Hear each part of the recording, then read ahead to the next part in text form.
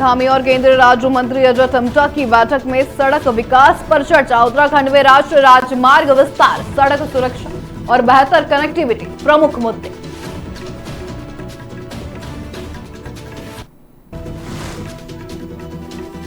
ऋषिकेश में बसंत पंचमी हर्षोल्लास के साथ मनाई गई। हजारों श्रद्धालु पहुंचे, मंदिर से गंगा तट तक उत्सव। होमगार्ड्स वर्दी घोटाले में सख्त कार्रवाई। अमिताभ श्रीवास्तव निदेशक होमगार्ड्स को तुरंत सस्पेंड किया गया।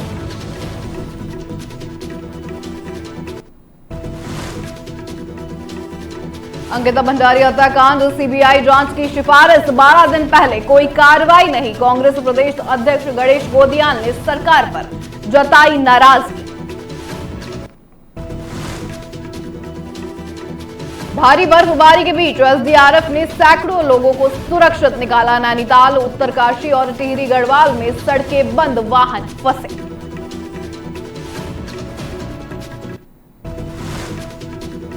नमस्कार, आप देख रहे हैं न्यूज टीवी इंडिया। मैं हूं आपके साथ स्नेहा सिंह और शुरुआत करेंगे उत्तराखंड की आज बड़ी खबरों के साथ। बता दें, मुख्यमंत्री पुष्कर सिंह धामी से केंद्रीय सड़क परिवहन एवं राजमार्ग मंत्रालय के राज्य मंत्री अजय टम्टा ने हाल ही में मुलाकात की है। इस बैठक में उत्तराखंड में सड़क, राजमार्ग और आधारभूत ढांचे के विकास से जुड़े विभिन्न महत्वपूर्ण विषयों पर सार्थक चर्चा भी हुई है। बैठक में प्रदेश में राष्ट्रीय राजमार्ग के विस्तार, सड़क सुरक्षा और पर्वतीय क्षेत्रों में बेहतर कनेक्टिविटी को लेकर विचार विमर्श किया गया है। साथ ही इसके राज्य में चल रही और प्रस्तावित सड़क परियोजनाओं की प्रगति की समीक्षा भी की गई है। अजय टम्टा ने आगे ये भी कहा है कि उत्तराखंड की भौगोलिक परिस्थितियों को ध्यान में रखते हुए विभिन्न सड़क और परिवहन योजनाओं को प्राथमिकता के आधार पर आगे बढ़ाया जा रहा है। उन्होंने ये भी बताया कि राज्य की जरूरतों के अनुसार केंद्र सरकार भी हर संभव सहयोग प्रदान कर रही है। मुख्यमंत्री पुष्कर सिंह धामी ने बैठक में ये भी साफ करा कि राज्य सरकार केंद्र सरकार के सहयोग से उत्तराखंड में सड़क और परिवहन अवसंरचना को सुदृढ़ करने के लिए लगातार प्रयास कर रही है। उन्होंने आगे ये भी कहा कि बेहतर सड़क नेटवर्क से राज्य में पर्यटन, व्यापार और जनजीवन में सुधार होगा। साथ ही आगामी समय में नई सड़क परियोजनाओं पर विशेष ध्यान दिया जाएगा ताकि ग्रामीण और पर्वतीय क्षेत्रों में बेहतर कनेक्टिविटी सुनिश्चित की जा सके। बता दें, इस बैठक से ये साफ हो गया है कि केंद्र और राज्य सरकार मिलकर उत्तराखंड में सड़क और परिवहन के क्षेत्र में तेजी से विकास कार्य कर रही हैं। साथ ही प्रदेशवासियों को बेहतर सुविधा और सुरक्षित यात्रा के साथ लाभ जल्द मिलेंगे।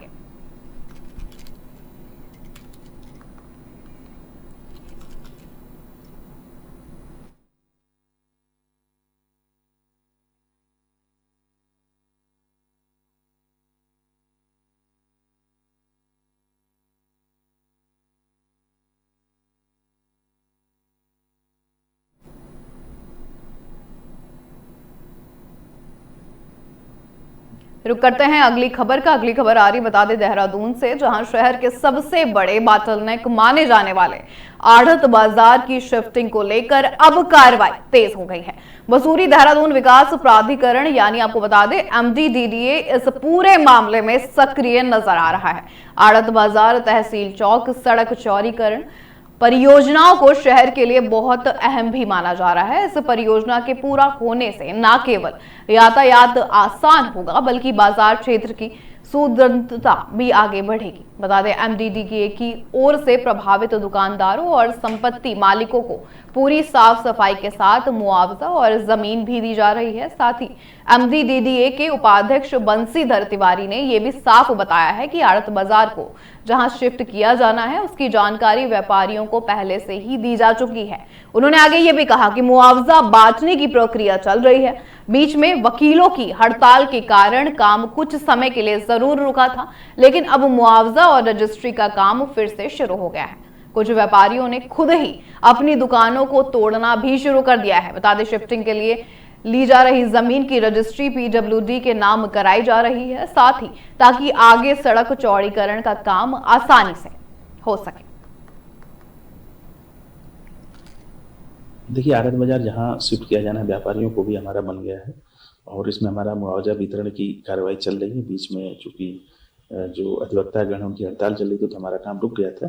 अब दोबारा से मुआवजा वितरण की और रजिस्ट्री की कार्रवाई हम लोग कर रहे हैं और कुछ लोगों ने वहाँ पर स्वेच्छा से अपनी दुकानों का तोड़ना भी शुरू कर दिया है।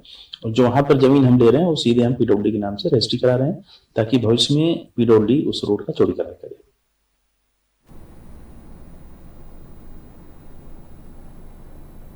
रुक करते हैं अगली बड़ी खबर का। बता दें, ऋषिकेश में बसंत पंचमी का पर्व इस बार भी हर्षोल्लास के साथ मनाया गया है। हजारों की संख्या में श्रद्धालु नगर के मंदिर परिसर से लेकर गंगा घाट तक पहुंचे और पर्व की खुशियां सभी ने साथ में मनाई। इस अवसर पर नगर के आराध्य देव भगवान श्री भरत जी की भव्य डोली शोभा यात्रा भी निकाली गई है। साथ ही खराब मौसम, भारी बारिश और कड़ाके की ठंड के बावजूद श्रद्धालुओं का उत्साह कम नहीं हुआ। पूरे शहर में जय बद्री विशाल और भगवान भरत के जयकारों की गूंज लगातार सुनाई दे रही थी। श्री भरत मंदिर के महंत वत्सल प्रपन्नाचार्य ने यह भी बताया कि यात्रा का शुभारंभ मंदिर परिसर से विधिवत पूजा अर्चना के बाद हुआ। साथ ही डोली सबसे पहले माया कुंड होते हुए रामानंद घाट पहुंची, जहां भगवान भरत की डोली को पवित्र गंगा जल में स्नान कराया गया है। स्नान के बाद बता दें, शोभा यात्रा सुभाष चौक, मुखर्जी चौक, लक्ष्मण झूला रोड और क्षेत्र रोड जैसे मुख्य मार्गों से होते हुए वापस मंदिर भी पहुंचे हैं। बसंत पंचमी के प्रतीक रूप आपको बता दें, यात्रा में शामिल अधिकांश श्रद्धालु पीले वस्त्रों में भी वहां पर नजर आए। साथ ही भक्तों ने एक दूसरे को गुलाल लगाकर पर्व की शुभकामनाएं भी दी और बारी बारी से भगवान की डोली को अपने कंधों पर उठाकर पुण्य लाभ भी कमाया। नगर भ्रमण के दौरान भी जगह जगह श्रद्धालुओं ने डोली का पूर्ण वर्षा के साथ जोरदार स्वागत किया। यात्रा में शहर के तमाम गणमान्य व्यक्तियों के साथ सैकड़ों श्रद्धालु शामिल हुए। इस भव्य आयोजन ने ऋषिकेश के लोगों में धर्म और संस्कृति के प्रति श्रद्धा को एक बार फिर उजागर किया है।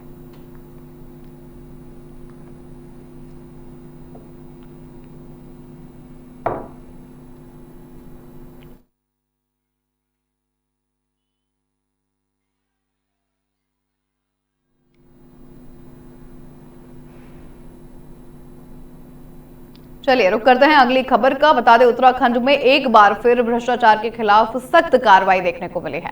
मुख्यमंत्री पुष्कर सिंह धामी ने होमगार्ड्स और नागरिक सुरक्षा विभाग में सामने आए वर्दी खरीद घोटाले पर कड़ा रुख अपनाया है।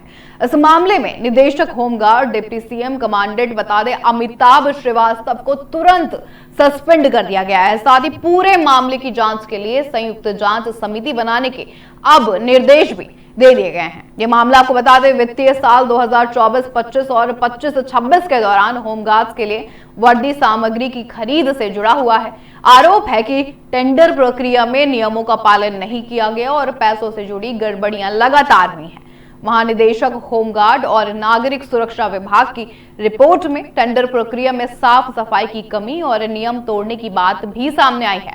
साथ ही इसी रिपोर्ट के आधार पर मुख्यमंत्री ने ये कार्रवाई की। मुख्यमंत्री पुष्कर सिंह धामी ने यह साफ कहा कि राज्य सरकार भ्रष्टाचार के खिलाफ जीरो टॉलरेंस की नीति पर लगातार काम कर रही है। उन्होंने यह भी बताया कि किसी भी स्तर पर गलत काम बर्दाश्त नहीं किए जाएंगे और दोषी पाए जाने वालों पर सख्त से सख्त कार्रवाई होगी।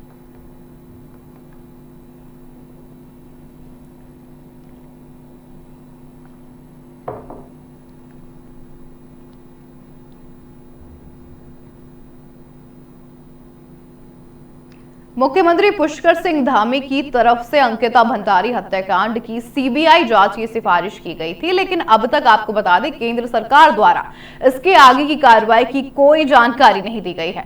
मुख्य विपक्षी दल कांग्रेस के प्रदेश अध्यक्ष गणेश गोदियाल ने इस पर अब नाराजगी जताई है। उन्होंने देहरादून के कांग्रेस प्रदेश मुख्यालय में प्रेस वार्ता कर सरकार पर निशाना भी साधा है। गणेश गोदियाल ने यह साफ कहा है कि सीबीआई जांच की संस्तुति दिए 12 दिन हो गए हैं, लेकिन मुख्यमंत्री ने सार्वजनिक तौर पर यह भी नहीं बताया कि उन्होंने जांच के आदेश दिए हैं या फिर नहीं। अगर आदेश दिए गए हैं तो इसमें किन बिंदुओं को शामिल किया गया है, यह भी स्पष्ट नहीं किया गया। उन्होंने यह भी आरोप लगाया कि मुख्यमंत्री जानबूझकर जांच को असमंजस में फंसा रहे हैं, क्योंकि उनका मकसद अपराधियों को बचाना है। वहीं आपको बता दें, सुखवंत सिंह आत्महत्या मामले पर भी कांग्रेस ने सवाल उठाया है। गणेश गोदियाल ने यह भी साफ कहा है कि डीजीपी दीपम सेठ ने इस मामले में एक प्राइमरी जांच कमेटी बनाई है। कमेटी की रिपोर्ट 7 दिनों के अंदर आने वाली थी, लेकिन अब तक रिपोर्ट नहीं आई। गणेश गोदियाल ने यह सवाल किया कि जांच कब पूरी होगी और उधम सिंह नगर के एसएसपी बता दें मणिकांत मिश्रा को कब निलंबित किया जाएगा। प्रदेश कांग्रेस अध्यक्ष ने यह भी कहा कि सरकार की धीमी कार्रवाई से आम जनता में असंतोष बढ़ रहा है। कुल मिलाकर कांग्रेस ने सरकार पर आरोप लगाया है कि वह गंभीर मामलों में समय न लेकर अपराधियों को संरक्षण दे रही है और जनता के सवालों का कोई जवाब नहीं दे रही है।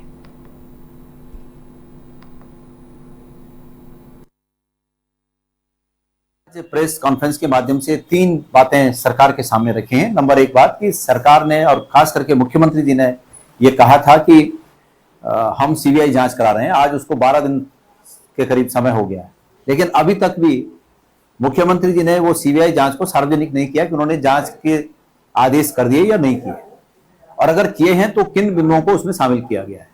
तो चूंकि असमंजस की स्थिति है, और मैं जानता हूं इस बात को कि मुख्यमंत्री जी जानबूझकर इस जांच को असमंजस में फंसाना चाह रहे हैं, क्योंकि अंततोगत्वा वो अपराधियों को बचाने की कोशिश में लगे हैं। तो इसलिए मैंने पूछा है कि सरकार इसकी प्रगति के बारे में बताए। मैंने ये भी कहा है कि पुलिस महानिदेशक, जब हम सुखवंत सिंह आत्महत्या मामले में उनसे मिले। चलिए रुक करते हैं अगली खबर का। अगली खबर देहरादून से है, जहां बता दें भारी बर्फबारी के बीच एसडीआरएफ ने एक बड़ी कामयाबी हासिल की है। बता दें उत्तराखंड के पहाड़ी इलाकों में फंसे सैकड़ों लोगों को सुरक्षित बाहर निकाला गया है।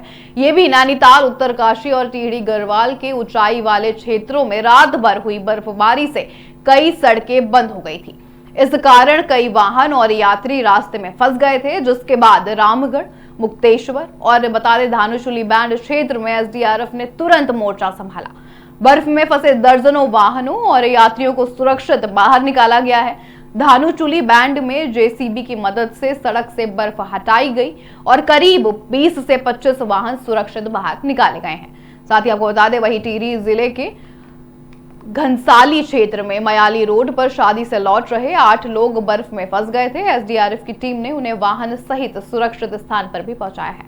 वहीं उत्तरकाशी के लंबगांव मोटर मार्ग पर चौरंगी क्षेत्र में बर्फ के बीच फंसे करीब 75 लोगों का सफल रेस्क्यू भी किया गया है। कड़ी ठंड और मुश्किल हालात के बावजूद एसडीआरएफ की टीम पूरी रात सक्रिय रही है। रात की बात यह रही कि अब तक किसी भी क्षेत्र से जान माल के नुकसान की कोई भी सूचना नहीं आई है। वहीं राहत और बचाव कार्य अभी भी लगातार जारी है।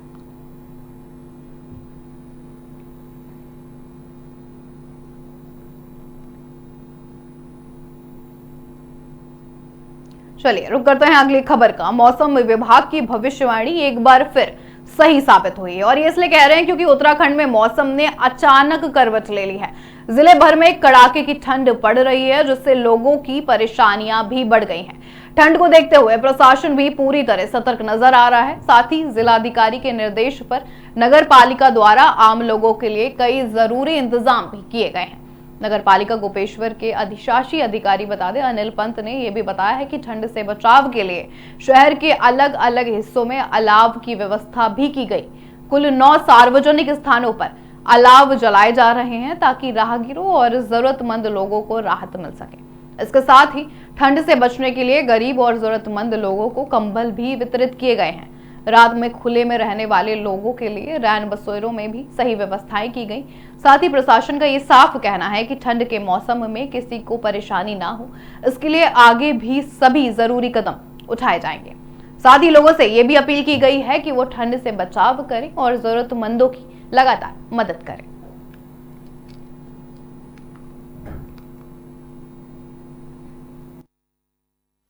एक तो सबसे पहले अलाव की व्यवस्था की गई है 7-8 स्थानों पे, 3 स्थानों पे चमोली और 5 स्थानों पे गोपेश्वर। फिर पूर्व में भी जब जिलाधिकारी महोदय द्वारा निर्देश दिए गए थे कि गरीबों को कंबल बांट दी जाए, वो हमने पहले ही बांट दी गई है, और अन्य जो भी दिक्कतें होंगी तो उनका सही कर दिया जाए। रैन बसेरे तो सही है। पूर्व में जब निर्देश आए थे जिलाधिकारी महोदय द्वारा, तो उसी दिन उन रैन बसेरों को ठीक कर, यदि दिक्कत थी, जो भी दिक्कत थी वो ठीक करा दी गई। वर्तमान में जो भी रहता है कोई दिक्कत नहीं।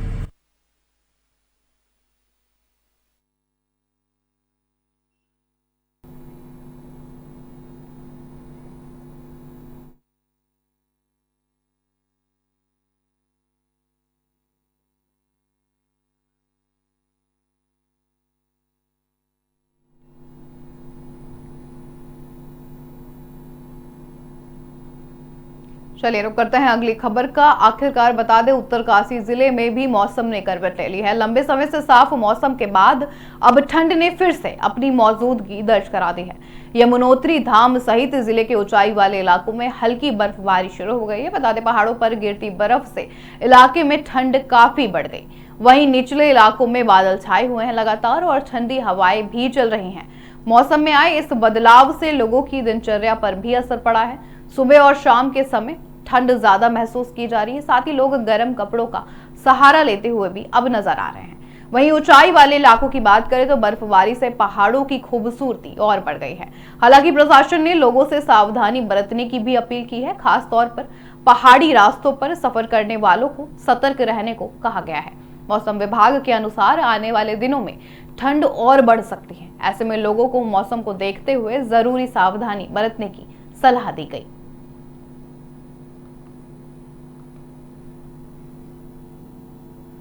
आप अपनी टीवी स्क्रीन पर देख सकते हैं किस तरह से 4 अलग अलग तस्वीरें हैं। एक खरसाली क्षेत्र में हल्की बर्फबारी है, पहली विंडो में आप ये देख सकते हैं। दूसरी खिड़की में गंगोत्री धाम में बर्फबारी के नजारे।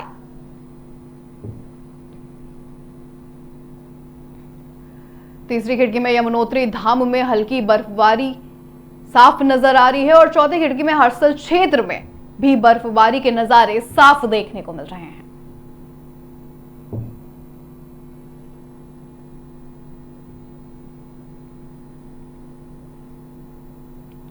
अगली खबर चमोली से है। बता दें, जहां नंदा नगर के रहने वाले मकबूल ने इस्लाम धर्म को छोड़कर अब सनातन धर्म अपनाने का निर्णय ले लिया है और उनका नया नाम कमल रखा गया है। कुछ समय पहले आपको बता दें, मकबूल ने गौचर की एक हिंदू लड़की से शादी की थी। सनातन धर्म अपनाने के बाद विश्व हिंदू परिषद और बजरंग दल ने गौचर के समीप रघुनाथ मंदिर के पास अलकनंदा नदी के किनारे मकबूल का मुंडन और पंच स्नान कराया। उसके बाद मकबूल ने हाथों से हवन पूजन भी किया और तिलपात्र करने के बाद उनका नाम कमल रखा गया। कमल के साथ साथ उनके परिवार के कुल 5 लोगों ने भी सनातन धर्म अपनाया है। इसके बाद उन्हें रघुनाथ मंदिर में भगवान श्री रामचंद्र जी का पटका भी पहनाया गया है और हनुमान चालीसा की किताब भी दी गई है। हिंदू धर्म अपनाने के बाद कमल और उनका पूरा परिवार काफी खुश भी दिखाई दिया। साथ ही इस अवसर पर उपस्थित लोग और धर्मगुरु उन्हें शुभकामनाएं भी देते हुए नजर आए और उन्होंने ये भी कहा कि ये कदम परिवार और समाज के लिए एक नए आरंभ का प्रतीक है। कमल और उनका परिवार अब सनातन धर्म के रीति रिवाजों के अनुसार ही अपना जीवन यापन करेंगे।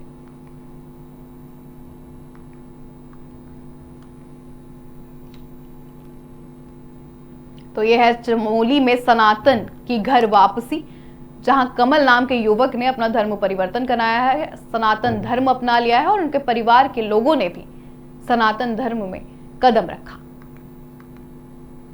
मकबूल अब कमल बन चुके हैं। हवन पूजन के साथ उन्होंने पूरी प्रक्रिया की और सनातन धर्म अपनाया।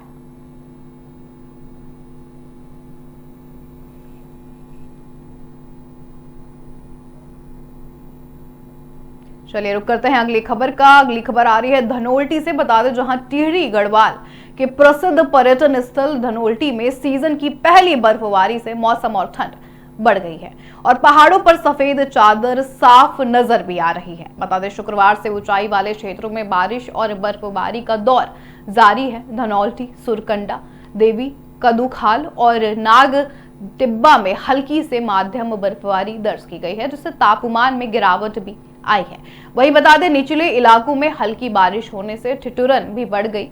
ये भी सामने आ रहा है कि पहली बर्फबारी से स्थानीय लोग और पर्यटक दोनों ही काफी उत्साहित भी नजर आए हैं और इसे पर्यटन कारोबार के लिए अच्छा संकेत भी अब माना जा रहा है।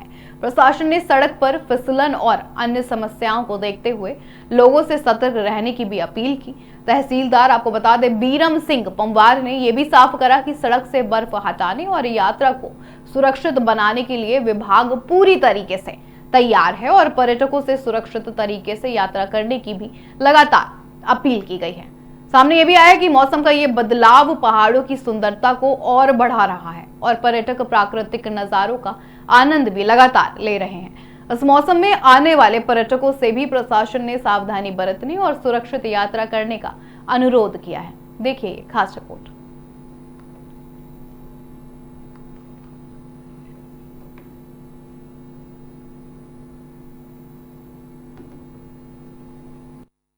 नौल्टी तहसील में इस सीजन की ये पहली बर्फबारी हुई है और इसको लेकर प्रशासन पहले से ही अलर्ट था और जो रोड पर बर्फ गिरने वाली है उसके लिए PWD, NS डिवीजन डोईवाला और NS देहरादून को अवगत करा दिया गया है। साथ ही जितने भी टूरिस्ट यहाँ पर आने वाले हैं उन सबसे मेरा अनुरोध रहेगा कि ड्राइव करते टाइम थोड़ा सेफली अच्छे ध्यान से चलाएं गाड़ी को। बाकी प्रशासन की तरफ से सभी तैयारियां उनके लिए पूर्ण रूप से कर ली गई हैं।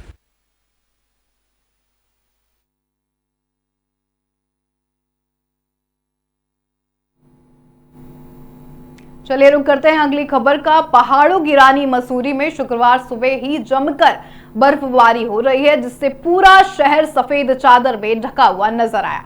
अचानक हुई इस बर्फबारी ने जहां स्थानीय लोगों को हैरान कर दिया है, वहीं मसूरी पहुंचे पर्यटकों के चेहरों पर खुशी से खिले उनके चेहरे नजर आ रहे हैं। साथ ही बता दें, चारों ओर बर्फ से ढकी पहाड़ियां और सड़कें मनमोहक नजारा पेश भी कर रही हैं। लंबे समय से बारिश और बर्फबारी का इंतजार कर रहे मसूरी वासियों के लिए ये मौसम किसी सौगात से अब कम नहीं है। वहीं स्थानीय लोगों का यह भी कहना है कि पिछले 3 महीनों से क्षेत्र में बारिश नहीं हुई थी, जिससे सूखी ठंड और फसलों को खूब नुकसान भी हो रहा था। ऐसे में अचानक हुई बर्फबारी से लोग बेहद खुश और उत्साहित भी नजर आ रहे हैं। खासकर पर्यटक, मसूरी आए पर्यटक बर्फबारी का जमकर लुत्फ उठा रहे हैं। कई पर्यटकों ने यह भी बताया कि उन्होंने अपने जीवन में पहली बार बर्फबारी देखी है और यह अनुभव उनके लिए बेहद खास रहेगा। लोग बर्फ में खेलते हुए नजर आए, तस्वीरें और वीडियो बनाते हुए भी नजर आए हैं, ताकि वो इस यादगार पल को हमेशा के लिए अपने कैमरों में कैद कर सकें। बता दें, बर्फबारी के चलते संभावित भीड़ और यातायात व्यवस्था को देखते हुए पुलिस और प्रशासन पूरी तरह से मुस्तैद है। नगर पालिका अध्यक्ष मीरा सकलानी ने यह भी बताया है कि बर्फबारी के बाद मसूरी में पर्यटकों की संख्या में भारी बढ़ोतरी की संभावना भी है। इसे लेकर आपको बता दें, मसूरी पुलिस से समन्वय स्थापित भी किया गया है, ताकि पर्यटकों को किसी तरह की परेशानी ना हो। सड़कों पर ज्यादा बर्फ जमने की स्थिति में उसे हटाने के लिए शहर के प्रमुख चौक चौराहों पर JCB मशीनें भी तैनात कर दी गई हैं।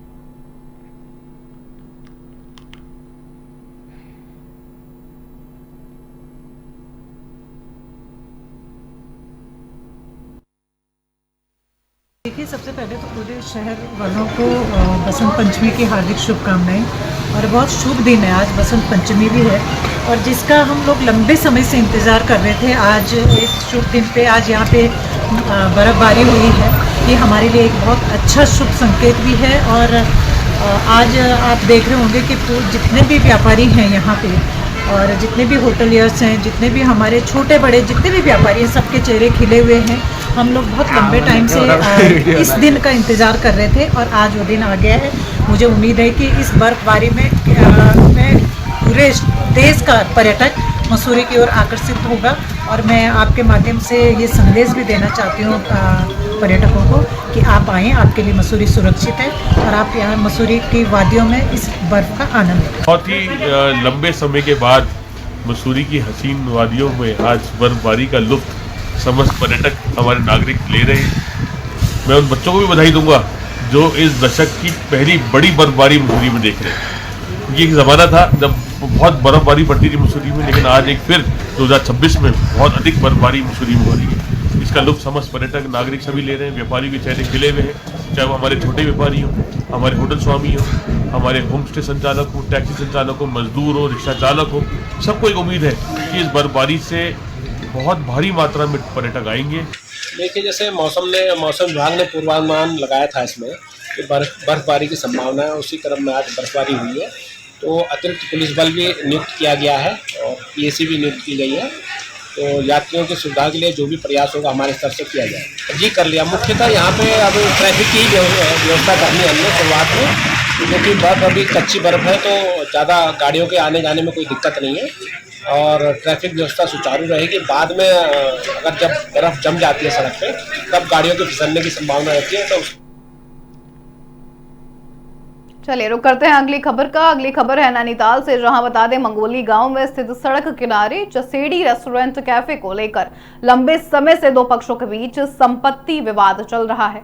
इससे पहले गांव वालों ने आरोप ये भी लगाया था कि बाहरी लोग गांव की जमीन पर कब्जा करने की लगातार कोशिश कर रहे हैं और प्रदर्शन भी किया था। उनका कहना था कि एक व्यक्ति को लीज पर रेस्टोरेंट दिया गया जिसने उस पर कब्जा ही कर लिया है और उसके बाद गांव की जमीन पर भी कब्जा करने की कोशिश लगातार उनकी जारी है। गांव वालों ने प्रशासन को पत्र देकर इस मामले में कार्रवाई की अब मांग भी की थी। पहले इस मामले में बता दें, न्यायालय परगना मजिस्ट्रेट नैनीताल ने आदेश जारी किया है। इसके बाद तहसीलदार नैनीताल, राजस्व निरीक्षक, राजस्व उप निरीक्षक मंगोली, राजस्व उप निरीक्षक सौड़ और मल्लीताल पुलिस टीम विवादित स्थल पर पहुंची है, लेकिन मौके पर चसेड़ी रेस्टोरेंट कैफे बंद भी पाया गया और मुख्य दरवाजों पर ताला भी लगा हुआ था, जिसके बाद प्रशासन ने रेस्टोरेंट संचालक ललित जोशी को फोन के जरिए मौके पर आने के लिए कहा, लेकिन ना ही वो आए और ना ही उनका कोई प्रतिनिधि आया। अब प्रशासन ने साफ कर दिया है कि कानून के अनुसार आगे की कार्रवाई जल्द ही की जाएगी और गांव वालों को न्याय दिलाने का प्रयास किया जाएगा।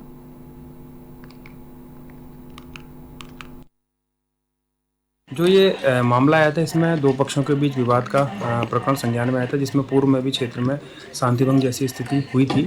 तो उसी के क्रम में न्यायालय सहायक कलेक्टर प्रथम श्रेणी परगना मजिस्ट्रेट नैनीताल के आदेशों के क्रम में BNSS 164-165 के तहत आदेशित किया गया था कि जो विवादित संपत्ति है उसको कुर्क करते हुए उसमें सुपुर्दगी लेनी थी। तो आज मैं पुलिस बल, मैं राजस्व टीम उपस्थित हुए हैं और जो विवादित संपत्ति है उसमें कुर्क करते हुए सुपुर्दगी लेने की कार्रवाई की गई है।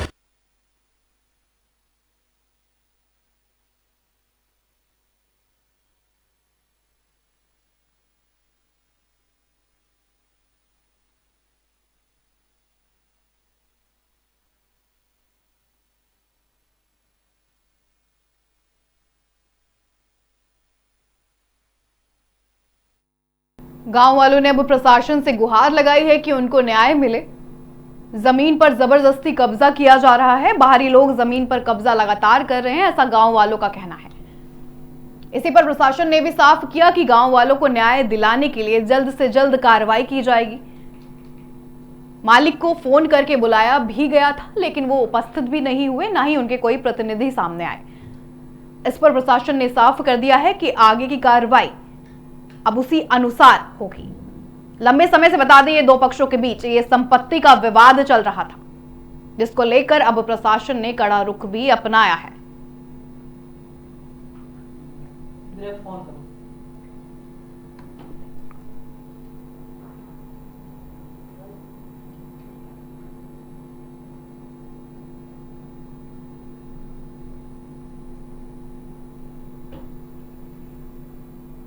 बता दें, मामला चरोड़ी रेस्टोरेंट का है।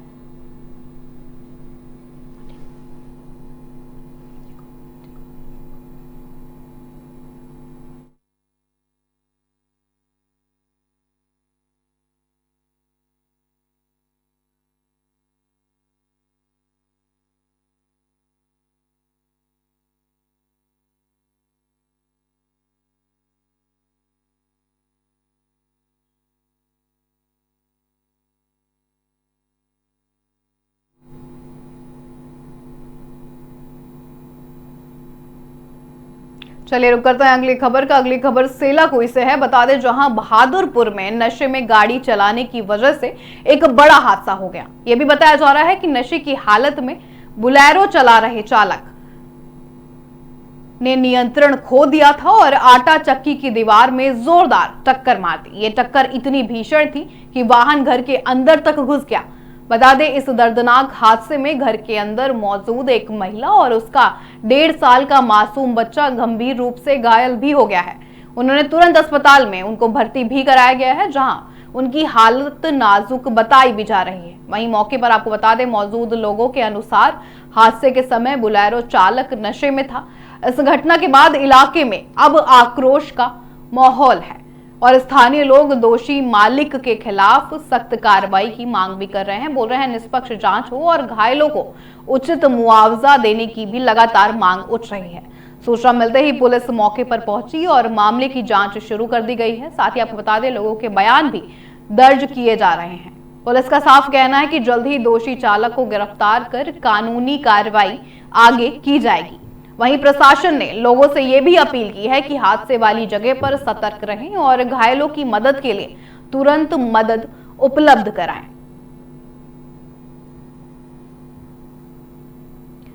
आप अपनी टीवी स्क्रीन पर देख सकते हैं किस तरह से घर में सीधे तेज रफ्तार बुलेरो घुस गई, जिसकी वजह से महिला भी घायल हुई है। उनके 1.5 साल का बच्चा भी गंभीर रूप से घायल हुआ है। घटना के बाद लोग गुस्से में नजर आए। लोगों ने मांग की कि निष्पक्ष जांच हो और प्रशासन जल्द से जल्द कार्रवाई भी करे।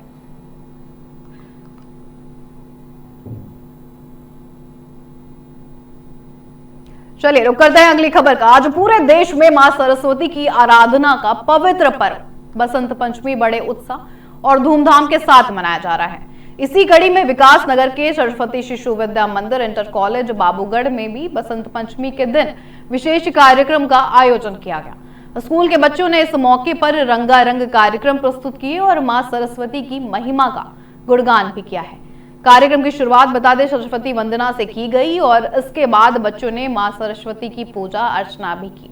इस दौरान बच्चों की झांकी, गीत और सांस्कृतिक प्रस्तुतियों ने माहौल को और भी खूबसूरत और उत्साहपूर्ण बना दिया है। कार्यक्रम में बता दें स्कूल के शिक्षक और अभिभावक भी वहां पर उपस्थित थे और उन्होंने बच्चों के उत्साह और प्रस्तुति की जमकर तारीफें भी की हैं। बसंत पंचमी का ये पर्व ज्ञान, विद्या और कला के विकास का प्रतीक भी माना जाता है और इस अवसर पर बच्चों में पढ़ाई और कला के प्रति और अधिक रुचि बढ़ाने की कोशिश भी लगातार की जाती है। साथ ही बता दें पूरे कार्यक्रम के दौरान स्कूल में पावन और धार्मिक वातावरण लगातार बना रहा।